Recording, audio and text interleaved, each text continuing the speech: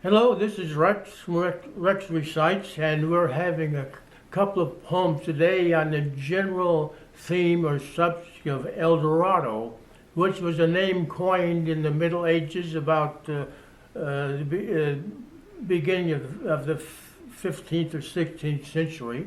And many of the Europeans thought that a land of great riches, which they called Eldorado, existed in the New World.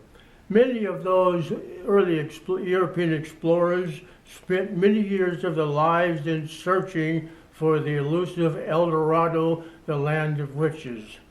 And this idea of searching for a highly desirable goal became changed a little bit so that finally any high aim or goal or desire that one has could be called Eldorado because it is a fulfillment of one's happiness. We find this theme also in The Wizard of Oz, when Dorothy was transported from Kansas to the land of the wizard looking for happiness. It turned out that the wizard, of course, turned out to be a fake. But anyway, the idea of Eldorado, the word Eldorado symbolizing some great benefit that somebody wants. So Edgar Allan Poe wrote a very short poem called Eldorado, and I should explain a couple of terms in it because at the beginning of the poem, the first line consists of only two words, gaily bedight, and that means that somebody is colorfully colorfully clothed.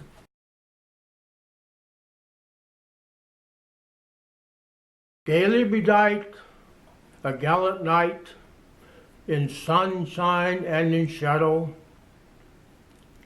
had journeyed long, singing a song in search of Eldorado. But he grew old, this knight so bold, and in his heart a shadow, because he found no plot of ground that looked like Eldorado.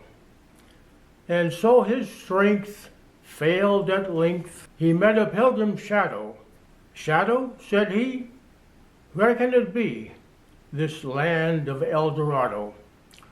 Over the mountains of the moon, down the valley of the shadow, ride, boldly ride, the shadow replied, in search for Eldorado. And so the idea of a very great prize, something that somebody wants very much, is symbolized by the word Eldorado. Now, if we come down to Edgar Allan Poe, one of our most famous American poets, he wrote a very famous poem called The Raven. And in this poem, the word Lenore, the name of a girl, appears several times. And most of us think that this is a veiled reference to his young wife, Virginia, who died at a very early age, and this was a presentiment of her death. Now, there's another poem of his called Annabel Lee, in which he also presents a beautiful, desirable young woman as a kind of a modified version of Eldorado, a very prize to be desired. And he tells this story in poetic language and sort of in the style of a fairy tale. And so let's listen again to Annabel Lee. It was many and many a year ago in a kingdom by the sea that there lived a maiden whom you may know by the name of Annabel Lee. And this maiden, she lived with no other thought than to love and be loved by me.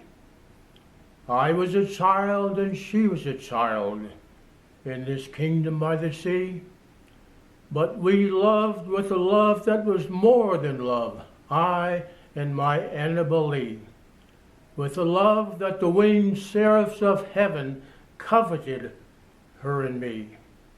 And this was the reason that long ago in this kingdom by the sea, a wind blew out of a cloud, chilling my Annabel Lee, so that her high-born kinsman came and bore her away from me and shut her up in a sepulchre by the shining sea. The angels in heaven, not half so happy as we, went envying her and me. And this was the reason, as all men know, in this kingdom by the sea, that the wind blew out of the cloud by night, chilling and killing my Annabel Lee. But our love, it was stronger than those who were older than we, of many far wiser than we. And neither the angels in heaven above, or the demons down under the sea, can ever dissever my soul from the soul of the Annabel Lee. For the moon it never beams without bringing me dreams of the beautiful Annabel Lee, and the stars never rise but I see the bright eyes of the beautiful Annabel Lee. And so, all the night tide, I lie down by the side of my darling, my life and my bride, in the sepulchre there by the sea, in her tomb by the sounding sea. This is Rex from Rex Recites. I hope you enjoyed the poems today, and if you haven't subscribed, please do so below. Thank you.